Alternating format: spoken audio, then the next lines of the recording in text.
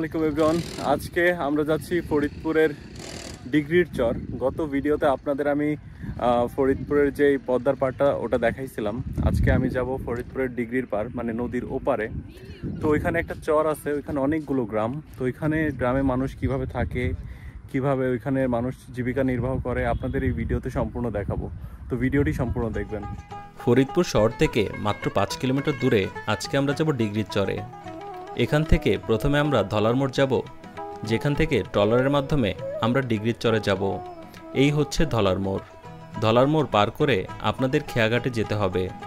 ওখান থেকে আপনারা ট্রলারের মাধ্যমে ডিগ্রির চরে যেতে পারবেন। এগুলো হচ্ছে ডিগ্রির চরের মানুষ, যারা প্রতিনিয়ত নদীপথে যাতায়াত করে।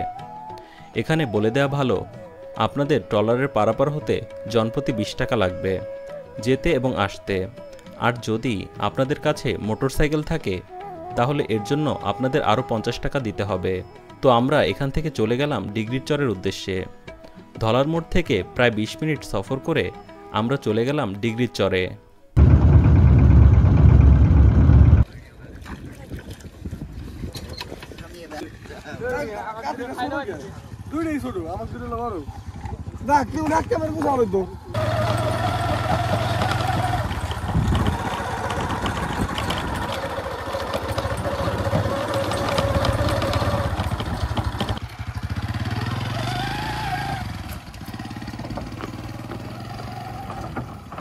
তো দেখেন বন্ধুরা, চরের মধ্যে কত বিস্তীর্ণ জমি, আর এখানে দেখেন কত সুন্দর একটা কাঠের ব্রিজ বানানো আছে।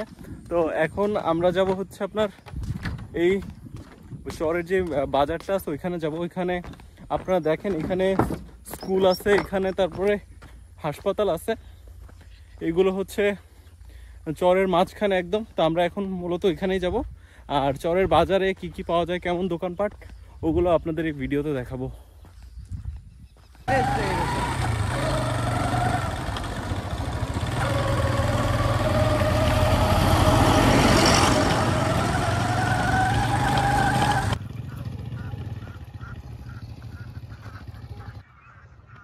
দেখেন এইখানেও বর্তমানে প্রত্যন্ত এলাকা, তাও এখানে মনে করেন স্কুল হয়ে গেছে, হাসপাতাল হয়ে গেছে।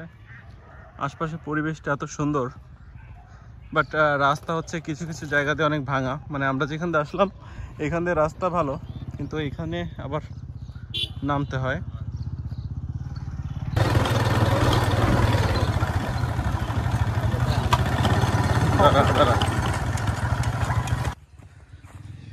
তো এই হচ্ছে এই চরের হাসপাতাল, মাজেদা বেগম 10 শয্যা বিশিষ্ট মা ও শিশু কল্যাণ কেন্দ্র। এই চরের নাম হচ্ছে ডিগ্রির চর। তো এখন হাসপাতালটা বন্ধ, দেখতে পারেন আপনারা। আর এটা হচ্ছে চরের একদম মাঝামাঝি। আর এখান থেকে আপনার পাশেই হচ্ছে এটা একটা স্কুল, এটা হাই স্কুল প্লাস হচ্ছে আপনার প্রাইমারি স্কুল। তো আসলে এখানেও আস্তে আস্তে উন্নয়ন হচ্ছে। তো এখান থেকে 5 মিনিটের দূরেই হচ্ছে আমাদের এখানকার বাজার, মানে ডিগ্রির চরের যে বাজারটা। তো দেখি এখানকার চরের বাজারে কি কি পাওয়া যায় বা বাজারটা কেমন। আমি মূলত এর আগে এখানে আসিনি, এই ফার্স্ট আমিও আসলাম। তো দেখা যাক এখানকার বাজারটা কেমন। ভালো টাইমে ভালো জিনিস হয়েছে, আমাদের বাইকের তেল ফুরাই গেছে। এমন একটা জায়গায় এসে তেল ফুরাইলো। এখানে তো আশপাশে তেল ভরারও সিস্টেম দেখতেছি না কোনো। দেখা যাক তেল পাই কিনা সামনে গিয়ে। রিজার্ভে যাইতেছি।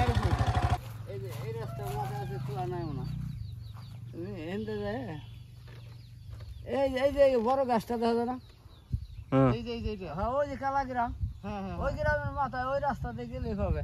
এন্দা এগিয়ে যাও, এন্দা এগিয়ে 1 কিলো তুমি এই রাস্তায় যাও, ওই যে এখান চাইলে না, এই যে মসজিদ নাই যে, ওই যে ওই রাস্তাতে যাও। আসলে আমরা যারা শহরে থাকি তাদের জন্য চরে আসাটা হয় না খুব একটা। মনে হয় আর কত শান্তি এখানে, খোলামেলা একদম। কিন্তু আসলে দুপুর টাইমে এখানে প্রচুর পরিমাণে গরম পড়ে। দেখেন পুরোটাই মাঠ, এখানে যাদের মাঝখানে বাড়ি তাদের অবস্থা তো গরমে অবস্থা খারাপ হয়ে যায়। আর এই যে হচ্ছে বাজারটা, এখানে সারি সারি অনেকগুলো বাজার আছে। না অনেকগুলো দোকান আছে আর কি। তো এই দোকানগুলোতেই এদের বেচা কেনা হয়। চার দোকান আছে।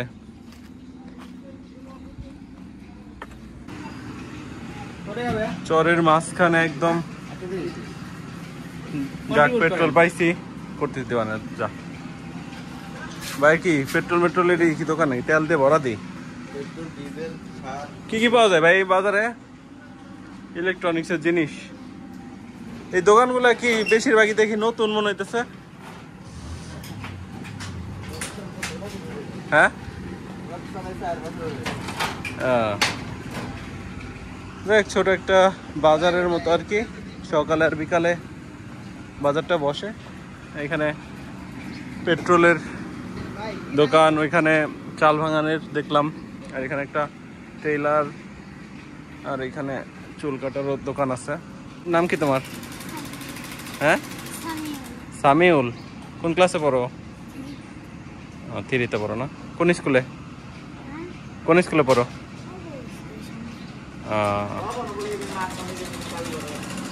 এই মূলত এটা এখানকার বাজার। ডিঙির চরে সহজ সরল মানুষদের সাথে কথা বলে আমরা ফিরছিলাম ঘাটের উদ্দেশ্যে।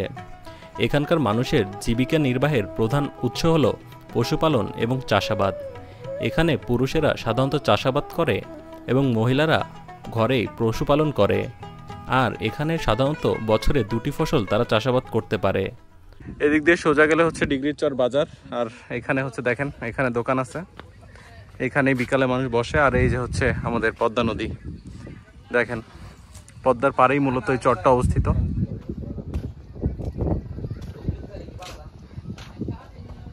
তো বন্ধুরা এই ছিল ফরিদপুরের ডিগ্রির চর। তো আপনারা সবাই এখানে ঘুরতে আসবেন। আর ভিডিওটি ভালো লাগলে অবশ্যই লাইক অ্যান্ড সাবস্ক্রাইব করবেন। ধন্যবাদ।